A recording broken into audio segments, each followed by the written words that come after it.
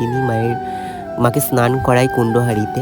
আর আজকে মাকে একটু মুখ ধুয়ে দিলাম। আর এদিকে কিন্তু বাবা ভোলেনাথকেও আমি কিন্তু সুন্দর করে জল ঢেলে নিচ্ছি। আর আমি কিন্তু গঙ্গা জল দিয়ে বাবাকে স্নান করিয়ে দিলাম। আর বাবাকে কিন্তু এদিকে কিন্তু বাবাকে স্নান করানোর পরে কিন্তু আমি বাবার মাথায় একটা বেলপাতা দিলাম। বাবা কিন্তু বেলপাতাতে সন্তুষ্ট হয়, আর একটা হলুদ ফুল। এরপরে কিন্তু মাকেও সুন্দর করে জবা ফুল দিয়ে সাজিয়ে দিলাম। আর জবা ফুল ছাড়া মাকে সাজাতে একটু কেমন কেমন লাগে, কিন্তু আমি প্রতিদিনই মাকে জবা ফুল দিয়ে সাজিয়ে থাকি। আমার খুব ভালো লাগে মাকে সুন্দর করে সাজিয়ে গুছিয়ে পুজো দিতে।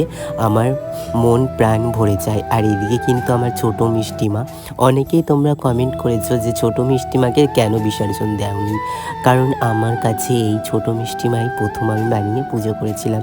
তারপরেই কিন্তু বড় মিষ্টিমাকে বানিয়ে পুজো করেছিলাম। তো চলো নেক্সটটা দেখাবো পরের পার্টে। সবাই